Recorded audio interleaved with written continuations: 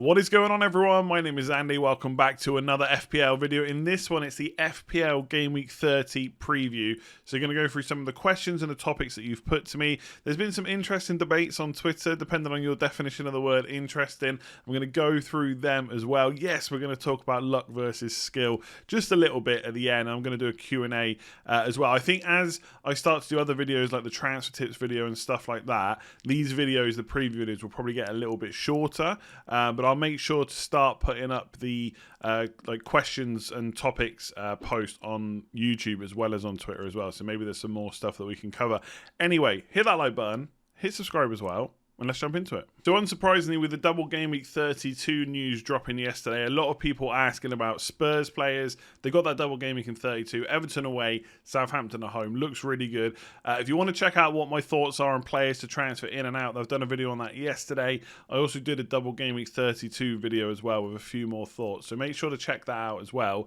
But in terms of the best third Spurs player, right, and I think most people are going to have Harry Kane and or Son. Like most people are going to have both, I think. And a few people asked me what the state of Son's injury was. I don't know, to be honest. I think we're waiting for Jose Mourinho to talk in his press conference and hopefully give him the okay, because it sounded originally like he might be okay before the international break, but they wanted to try and give it him off. So hopefully he'll be fully recovered. But we don't know. And if he's out injured, maybe we do only go for two Spurs players, Kane plus one other. But let's see what Mourinho says, right?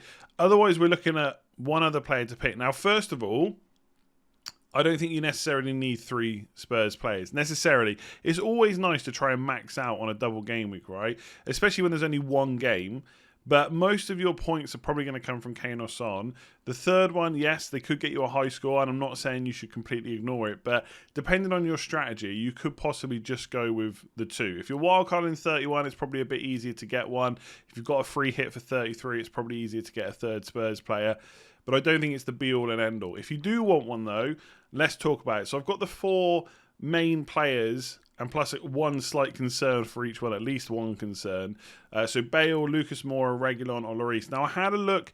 I don't think any of the other midfielders are really options. Like Ndombele, Højbjerg, they're just not going to score enough attacking returns. Lamella's not nailed, etc. So that's why they're not on the list. Other defenders like Aurier, Doherty, they seem to be sharing some time on that right. Davies obviously doesn't play most games when Reguilon is fit. And then in the centre-backs, Alderweireld hasn't started every single game. Like there was a few games where he was on the bench. Dyer lost his place. Davinson Sanchez has started like the last, I think it's like 6 or 7, maybe 8 games. So potentially now he's a bit more nailed on at 5.2 million. But I just worry about those centre-back positions. All they got to do is make a mistake, and then is Mourinho going to change it up again? So I don't know if I would go there. I don't know. Basically, I don't know if I want Davinson Sanchez long-term in my team. Has he got enough goal threat from set plays? Possibly. You could look at him, is what I'm saying. But these are the main four. Now, Gareth Bale is a problem. Is he nailed enough? Now, for those of us that don't already own him, we can wait. We can see what happens in the Newcastle game, see what happens in the Man United game, and then go from there. If you've got him, I think you definitely keep him for the Newcastle game now. If he doesn't start either of those games, definitely don't go anywhere near him. If he starts one and not the other one, then that makes it a bit trickier. And I would just always worry that whether or not he would definitely start both those games in the double. And obviously then you're lumbered with him as well. And 9.7 million is not cheap. Like he's more expensive than Son right now, which is absolutely crazy. I understand why, because he was quite highly priced to start with. And obviously he's gone up and Son's gone down in price. But that seems a bit ridiculous considering how good Son is, and he's basically completely nailed. But there we go. So Bale is a monitor for me. Lucas Moura has been, I would say he's been great for Spurs. I think in the last few games, I'm thinking about the Fulham game, the Villa game, like he is I don't want to do this cliche British analysis, but he has worked his socks off, right? The amount, it's not even about just winning the ball back, is he wins the ball back and he drives forward and he's starting some of the Spurs attacks. He played the ball in for the goal against Villa, or the first goal. Great pass from Harry Kane originally, but good work from Moura to get forward. And he's been good, and he's averaging a decent amount of points when he's been starting. I still think overall, like if you look at his underlying numbers over the kind of course of the season and previous seasons, they're not great, to be completely honest. They're okay. But we have to factor in he's only 6.6 million. And I think he's done enough now to be pretty much considered almost nailed. I don't think I would ever put a player that's not Kane or Son as completely nailed, but he's got to be right up there. So if you're going for a short-term move, maybe you're transferring out Rafinha, not necessarily this week, but for the double I'm talking about, Rafinha or Gundogan, and I'm just thinking about popular players that are around that price, then going for Lucas Moura I don't think is completely out of the question, to be honest. I think it's a pretty good price. Even Newcastle away could be a good move for him. So yeah, I think he's a player that can do it on any given day. I think the stats are okay. And yeah, I like him. I think he's been playing really well. He's probably played himself into Mourinho's good book. So I quite like Lucas Moura. Right now, if I had to choose between him or Bale, I think I'm more convinced that Lucas Moura is nailed versus Bale, to be honest. I think he's going to get more minutes, Lucas Moura. So there we go. There's that one. Reguilon, the only doubt I have right now is about his injury. So I think bringing him in for Newcastle, if he's not fit to start, is obviously not a good move. We'll have to wait and see what Jose Mourinho does. Out of all the defenders, I mean, it's hard to say that any of them are completely nailed on, but Reguilon is about as good as it gets. There will be the odd match where Ben Davies plays, but it's not really going to be because of fitness concerns, i.e. players needing a rest, because they're out of the Europa League now, they're out of the FA Cup, they've only got that EFL Cup final to play in Game Week 33, so I think Reguilon's going to play most games anyway, so I actually quite like him. I was torn between going for him and Tierney in Game Week 29. In the end, they both got 1 point, and now I'm not going to play Tierney this week, and Reguilon might be injured, so it hasn't really made a difference. But had I known about this Game Week 32 double before I made the move, I definitely would have gone Reguilon. So I like him as a pick. I think he's quite attacking. He gets up and down the pitch. So basically, that's a good thing, obviously, for Spurs versus like a Ben Davies. I just don't think Ben Davies has the legs these days to do what Reguilon can do. And I think he provides an extra outlet and attack, which Mourinho will like, and it gives him another avenue to get forward. So Reguilon, decent pick. We have to wait and see about his injury concerns. And then lastly, we got Lloris. Now, I like him as a pick because he's absolutely nailed. He's going to play every single game. So 5.6 million, it's good. My only concern is he doesn't play in 33. So how are you going to handle that? I've seen people talking about going for Lloris and Martinez or something like that. That is so much money in the goalkeeper positions, which isn't necessarily a bad thing. But just for one extra game, I'm not sure it's worth it. I think you'd have to have extremely high team value to do that, or be absolutely sure that you're free hitting in Game Week 33. If you are, I quite like Lloris as a pick. He has Newcastle, Man United's okay, difficult enough, but then it's a double game week, a blank if you can deal with that, then it's Leeds and then Sheffield United, or the other way around. It might be Sheffield United, then Leeds. They're good fixtures for potential defensive returns. So I quite like Lloris, but not if I have to rotate him, and not if I don't have a way to deal with Game Week 33. So right now, my favourite is definitely Reguilon and probably Lucas Moura, but let's see what Bale does over the next couple. So as we know, there's quite a few people wildcarding in Game Week 31. So a lot of people looking to take punts in Game Week 30. So these are the fixtures on the right-hand side for Game Week 30. These are 4 players that I've picked, but there's probably more that we can talk about. So Leeds, okay, first of all, let's look at the fixtures that I would be targeting. So West Brom, so Chelsea versus West Brom, Sheffield United, so obviously looking at Leeds players, potentially Burnley, so you could look at Southampton players, and then Newcastle for sure, we're looking at Spurs players, but obviously Kane and Son are not really punts. But I would argue, if you didn't have either of them, just because they're owned by lots of managers, doesn't mean they're not good picks, but I guess when people are looking at punts, they're looking kind of outside the box. Maybe Villa versus Fulham. You could look at Grealish if he was back and available. And that is probably about it. Maybe Everton. Maybe Everton versus Crystal Palace as well, because Crystal Palace is a good fixture. I think arguably Palace, West Brom, Sheffield United are the 3 fixtures, plus Newcastle, that I'd be looking at. So maybe for Everton, you could go Richarlison if someone like that's going to play. Luka Dean if you've got a defender spot or something like that. I only had a bit of space to put out 4 players, but you could look at Everton players for sure. I think Spurs have just talked about, if you wanted to go for Lucas Moura as a punt, he wouldn't be a bad shout. And for Leeds, I've picked Harrison. Now, the reason I've picked him is because I feel like everyone already owns Bamford or Rafinha. And if you don't, they're good picks anyway. But if you don't have that third Leeds spot right now and you really want to go after Sheffield United, Harrison at 5.4 million, not a bad shout. Obviously, it's all about points per match in FPL, but he is the highest scoring midfielder for Leeds this season. Obviously, Rafinha wasn't around right from the start. The only worry about Harrison is, if anyone's going to get brought off early in that midfield, especially between like him and Rafinha, it's always going to be him pretty much, because Rafinha can just switch sides. So that's my only worry, is how many minutes will you get out of him. But for 5.4 million, not a bad punt.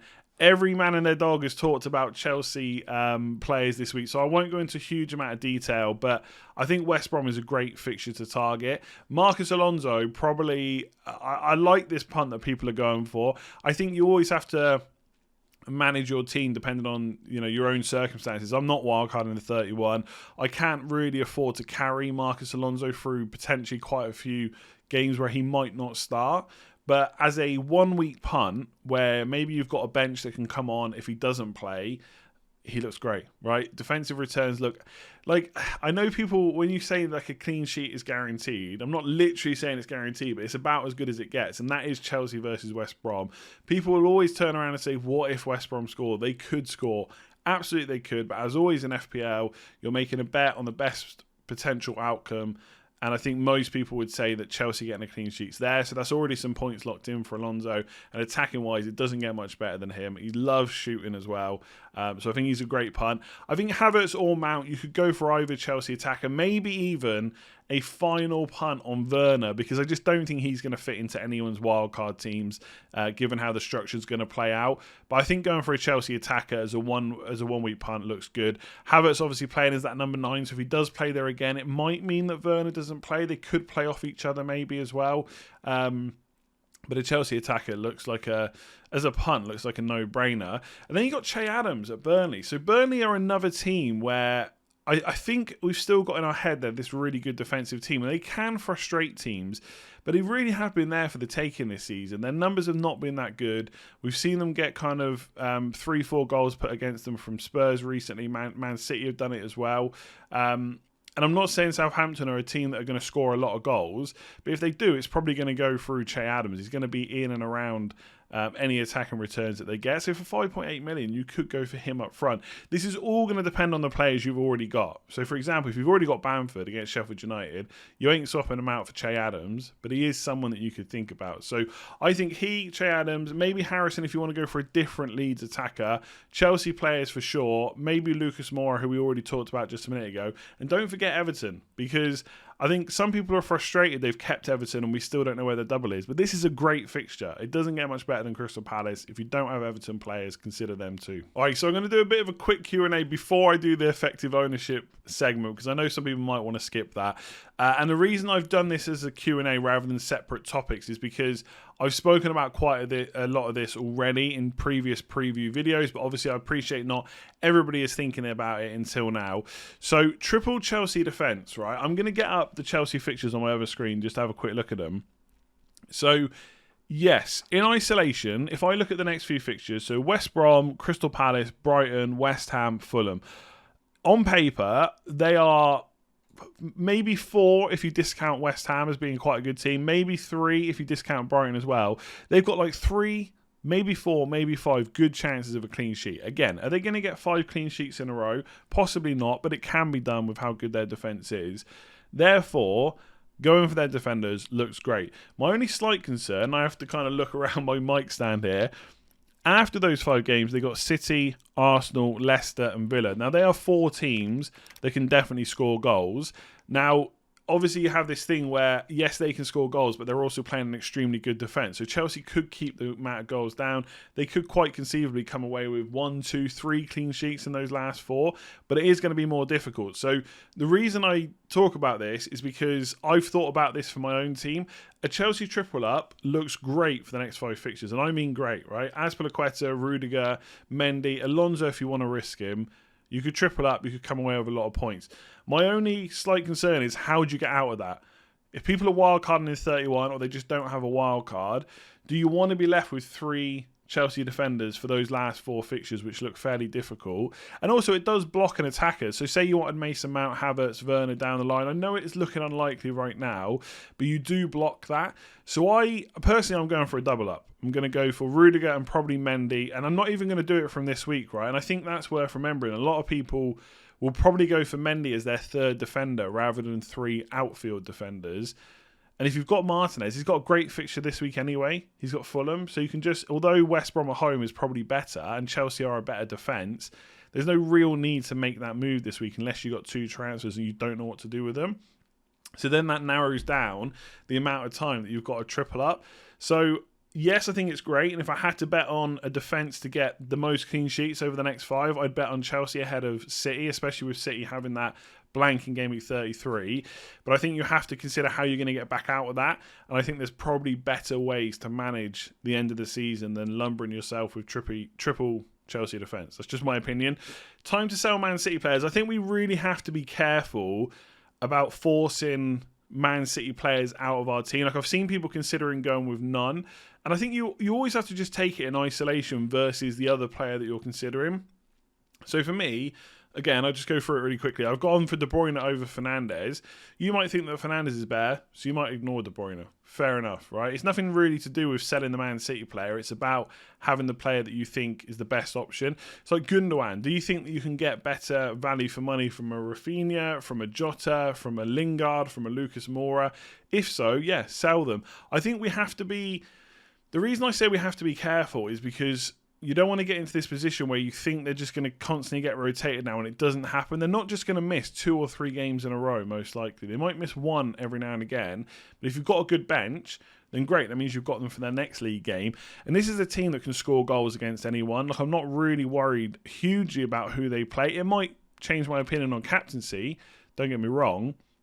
And like, if De Bruyne plays against Leicester and then plays in the first Champions League game, I fully know he could get rested for Leeds. And maybe then it is worth selling them. Because if I bring up their fixtures again on my other screen, I could have put them on the main screen, I guess.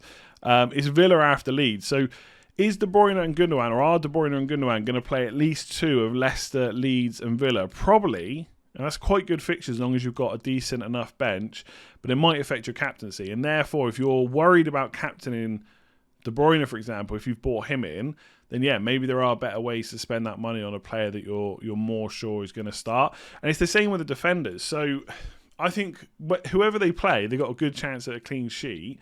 The reason I don't have any is because I think Chelsea have got really good options right now, and their defence is looking almost as good as City's anyway.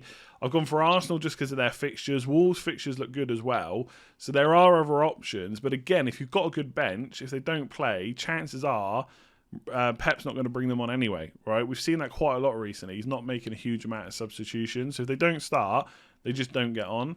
So if you've got a good bench, it's probably not the end of the world. I guess the main overriding point is don't rush out there and start using transfers on Man City players. It's probably not worth it. There's probably better things you can do, but it's always worth considering, right? If you want to do it, go for it. Delay the wild card. I've seen a lot of people talking about this now because of the Game Week 32 double. I don't think it's worth delaying. Like, the wild cards like this is quite an important chip. If you're going to delay it to like 33 or 34, that only gives you a few game weeks afterwards of good use from it.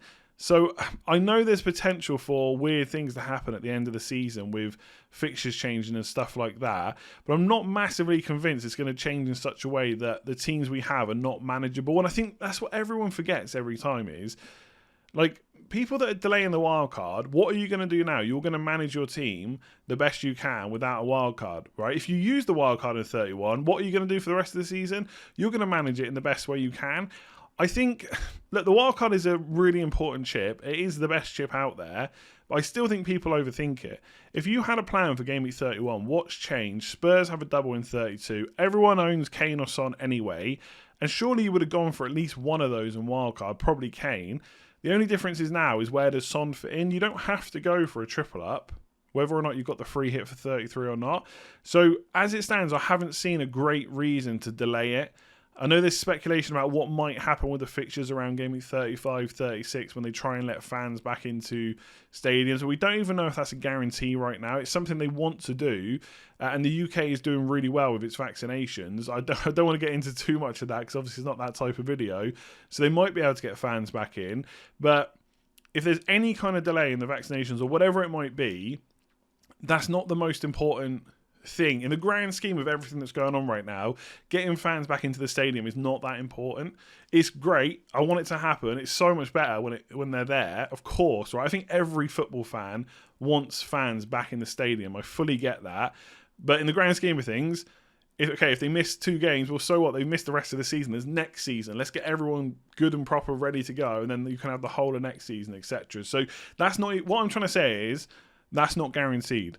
So I don't think I haven't seen a great reason to delay the wildcard. If Game Week 31 is when you wanted to do it because there's loads of fixture swings, still do it. Why not? Okay, let's talk about the effective ownership debate that's been happening on Twitter all international break. And I'll tell you now, if you're not on Twitter, well, actually, that's probably a good thing, right? You've missed all this, and that's, who cares, really? If you're on Twitter, right, you've probably seen this being discussed a lot. It's got into the FPL Black Box podcast as well. They were chatting about it, and it became quite a big thing. And to be honest, something always comes up in the international break. People are bored, so they get talking about stuff like this or whatever it might be. Sometimes it's other topics, but it's been talked about a lot, and I wanted to give my opinion. I think it's easier to do it for me via video, because I think when you go back and forth on Twitter, there's only so many characters.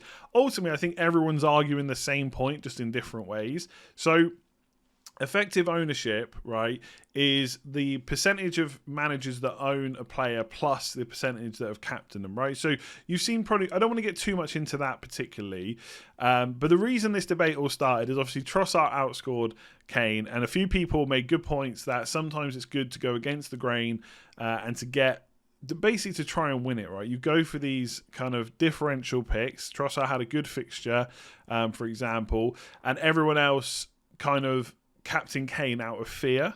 And therefore, because he only got 7 points, he got less. They lost points, or they lost ground. Now, straight away, and I think even though, even if you're not on Twitter, I still think this is good to discuss, because this comes up every single season, and I think we always try to make it this general way of playing, or this general way that people should do, without realizing that everything is more nuanced than that in FPL. So, for example, anyone that went Trossard this week, fair play, really good pick. He played Newcastle, decent, 14 points. Even I said in my video when I was talking, I can't remember which video it was, to be honest, when I was talking about which Brighton, my free hit video, I think, I said I would have gone for Gross and more pay ahead of him, right? So I was far behind the curve on Trossard. So if you went for him, fair enough. But for me, for example, I didn't use my free hit. Therefore, I didn't want Trossard, not because I didn't think he was a great option, and I didn't go for any Brighton players, to be honest, because they didn't fit in for my long-term strategy. I didn't captain Kane out of fear.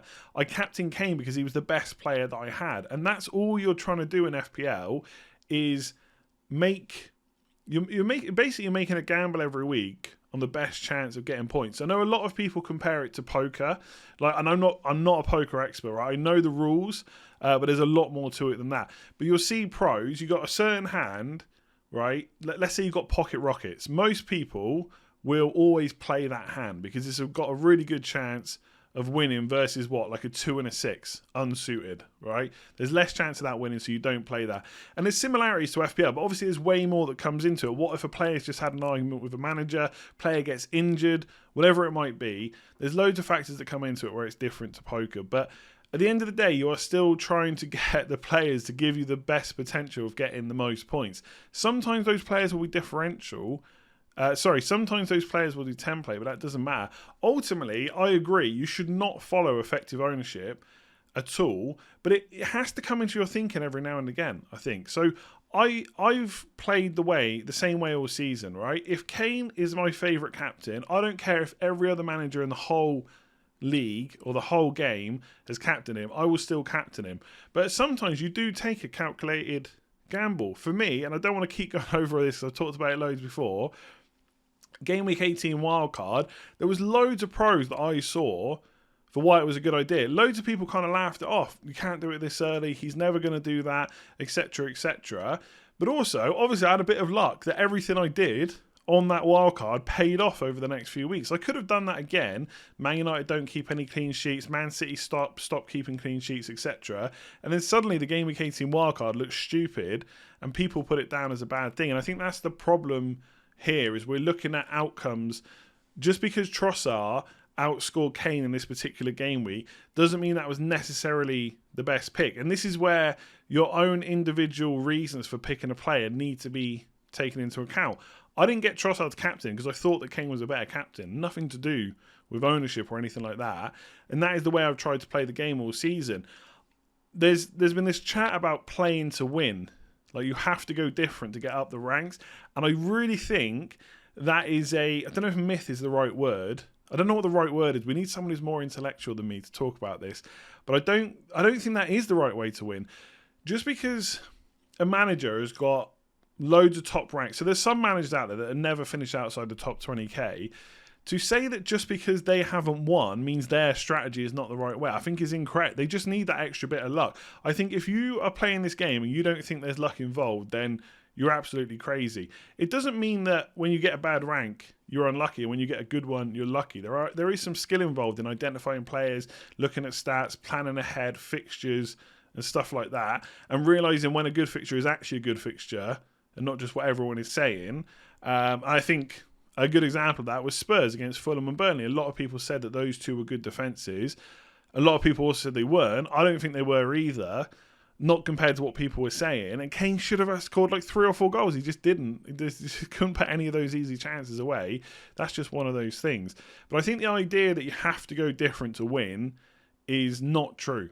Right? I just don't think it's true at all. If you have a strategy that gets you to a good rank, that's perfect. You should keep doing that. And one day, hopefully, you'll get that extra bit of luck which propels you up. Maybe you catch those players a little bit earlier. But I don't think you have to completely change your strategy to go for completely crazy captaincy picks just for the sake of it, just to try and win. The idea that because winners tend to have bad ranks before or bad ranks afterwards means that you have to go different. Like, they just got mega lucky, and I think that it's not to take anything away from anyone that's won it. I'm sure most people that have won it realise there's a bit of luck. Right? How many times have you seen someone that's number one that's like never finished inside the top 100k? It happens. That's absolutely fair enough.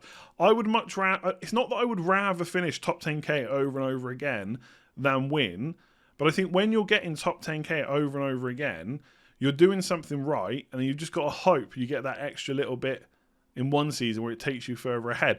The idea of trying to play to win when there's 8 million players out there. It's like trying to win the lottery, you know. It's very difficult, and I don't want to sit here and say you're never going to win, but most people realise that you're never going to win. If you play for 20 more years, there's only going to be 20 people out of 8 million plus that win. It's very unlikely.